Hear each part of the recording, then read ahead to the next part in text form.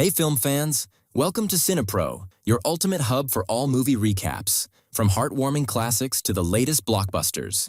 Our movie begins with a girl running in the forest, very scared, and she runs out onto the road and signals a car to help her. When the car stops, the girl gets startled and becomes very frightened, and her fear was justified because the person in the car shoots her, and not only that, but Daniel finished her off with an axe. Then we move to Cassie, her father Lucas, and Lucas's friend Sarah, who were on their way to a quiet and lovely village to spend their summer vacation. Cassie had been struggling with psychological issues ever since her father started dating Sarah. Afterward, they head to the house, which is Lucas's family home, the house where he lived during his childhood. Lucas called his brother and thanked him and went inside. At the end of the day, Lucas cooked dinner and they sat down to eat. Cassie kept annoying Sarah with her words, so her father got angry at her, but she left and walked out of the house. She then went to a bar to have a couple of drinks. Some men there started bothering her, but Tucker intervened, told them to leave her alone. The man backed off and left. Cassie thanked Tucker for standing up for her and got to know him and his girlfriend Anna. They chatted for a while, and they asked her what she was doing in such a gloomy place.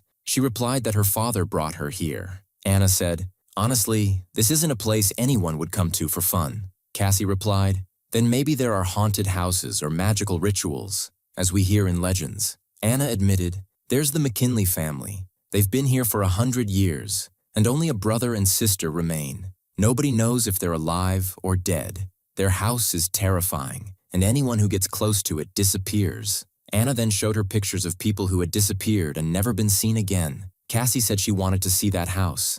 Anna warned her, saying, "This girl came here as a tourist just like you and went to the house to take pictures. Unfortunately, she never came back and disappeared." Cassie listened to her and ignored the warning, asking for the house's address. Anna agreed, saying, "We'll come with you." Cassie, however, was fearless and determined. She got out of the car and approached the house. Not only that, but she opened the window and went inside. So, they all entered the house and started searching around saying, "Let's leave." But Cassie went down to the basement. Naturally, Anna and Tucker followed her. Once they entered the room, they smelled a terrible odor. There was a mattress on the floor with bloodstains on it. Cassie found a camera, opened it, and saw a video of the girl tied up, being tortured by a man and a woman. The girl was pleading with them to let her go, but the man said, "Why don't you want to die and join your mother?" At that moment, the siblings, Clint and May, arrived at the house. Clint told May, "Search outside, and I'll search inside the house to see who owns the car parked in front of our house."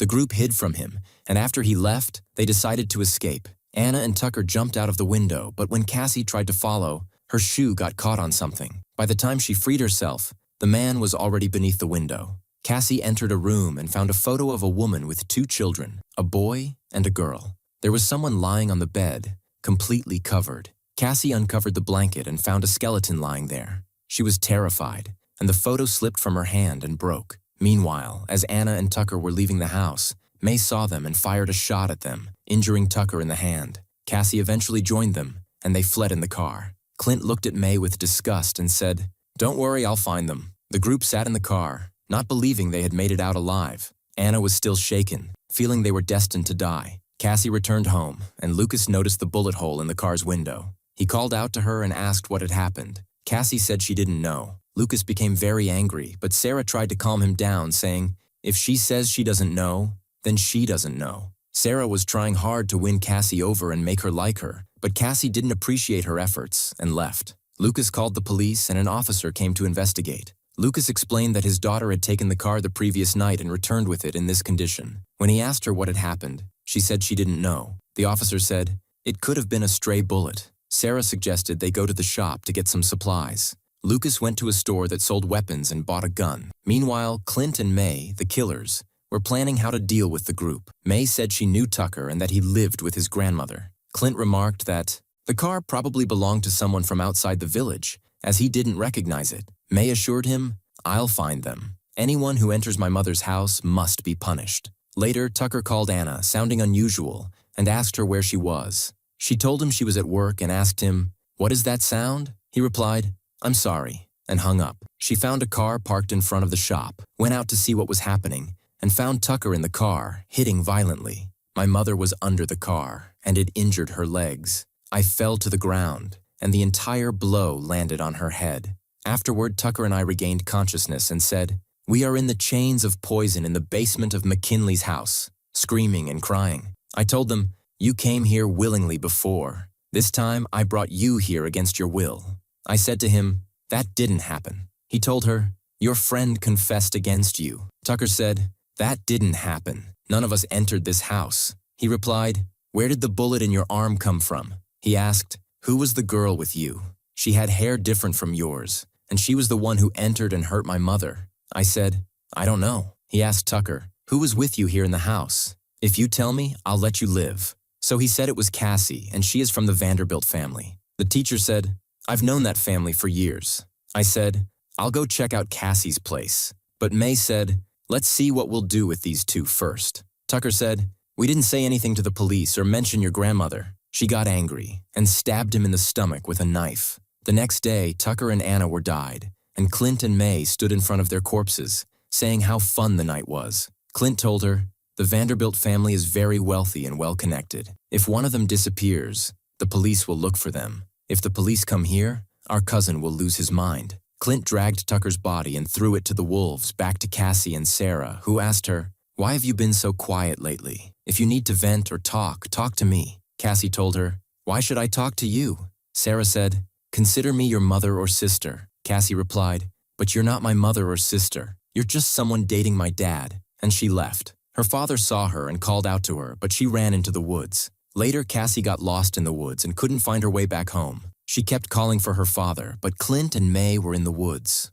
watching her. Eventually, Cassie returned home and reconciled with her father, telling him that his behavior made her so stubborn. Then asked for the car keys to visit her new friends. He gave her the keys and told her to take care of herself. Cassie went to the bar where she met someone named Anna and Tucker, and Clint was still watching her. At the same time, Lucas asked why there was a weapon in the house. She told him it was because of the way things were in the car. She told him not to overreact, saying it was just a hunting incident and that they would get rid of the weapon. Cassie returned to the bar, where the officer approached her, asking if she was from the Vanderbilt family. She confirmed, and he said he had been at their place yesterday regarding a car issue. She said she saw him. He told her he had asked the bar owner about Tucker and me, and the owner said the last time we were there, she was with us. She confirmed. He asked what happened afterward. She fell silent. He told her he was asking because Tucker and Anna had disappeared after that night, and she was the last person with us. He asked if they had mentioned going on a trip or anything. She said no. He handed her his card, asking her to contact him if she learned anything. Lucas was about to dispose of the gun but felt uneasy, so he took the gun and a hairbrush, placed them in a bag, and went to Sarah, pretending he would dispose of the gun as she requested. Meanwhile, they heard a knock at the door. Lucas opened the door to find a dead cat thrown at the doorstep, its blood everywhere. Later, Cassie returns to the house and finds Sarah tied to a chair and beaten. Cassie tries to untie her, but then her brother, Clint, arrives and hits her on the head. At the same time, Mika ties Lucas up in the garden and places an apple on Lucas's head and fires a shot at it with a rifle, narrowly missing him. Meanwhile, Cassie and Sarah are tied to chairs as Clint beats them, swearing to Cassie that he will have her for dinner tonight, to teach her a lesson about invading people's homes and snooping into their secrets. He leaves to check on Mika and Lucas. Cassie remembers the phone number of Officer Vinny. Despite being tied up, she manages to call him and asks him to come quickly, as they are in danger of being attacked. Later, Clint, Mika, and Lucas enter the house. Clint tells Mika to kill Lucas, but she refuses, saying she has her reasons for keeping him alive. Clint finds her response disgusting. They argue until Mika points a gun at him and threatens to kill him, forcing him to back off and leave. Officer Vinny arrives and confronts Clint, saying, "Didn't I tell you to keep your madness with your sister limited to strangers and vagrants? Now you've exposed yourself. I can't cover for you anymore." Clint replies, "I'm your cousin." Clint continues, "You need to protect me like you promised. Don't forget that I was supposed to be promoted, but your father liked you better and gave you my position." Vinny dismisses Clint's excuses and tells him to come with him to the station. Clint threatens him, saying, "I have videos of you assaulting young girls." Vinny retorts, "Those were stolen a long time ago," and raises his gun to Clint's face. But Mika shoots Vinny first, and Clint finishes him off with an axe, cutting him into pieces. Mika returns to the house to find Lucas freeing Cassie and Sarah. She tries to attack them, but Lucas fights back, telling her, "I won't let you kill my family." Mika stabs him in the stomach with a knife, but Cassie shoots her in the arm and manages to get closer to the others. Sarah attempts to jump on Mika, but Mika stabs her in the stomach. In the end, Clint and Mika take Lucas outside, tie him up, and set a fire using Vinny's remains. They call out to Cassie, promising not to kill her if she returns. But Cassie doesn't come back. Mika goes into the woods to search for Cassie, while Clint starts eating Vinny's corpse. Mika searches relentlessly, but Cassie ambushes her with an axe, killing her brutally. Cassie then takes a rifle and the axe and returns to confront Clint. She challenges him to fight her, and when he does, she shoots him, killing him instantly. Clint falls into the fire and burns to death. Lucas, Sarah, and Cassie return to the city. Lucas notices Cassie holding an apple and cutting it with a small knife, similar to the one Mika used. Cassie, who has psychological issues, seems to have absorbed Mika's persona and is on her way to becoming a cannibalistic killer herself. And with that, the movie ends. Don't forget to like, subscribe, and hit the notification bell to stay updated. See you in the next video.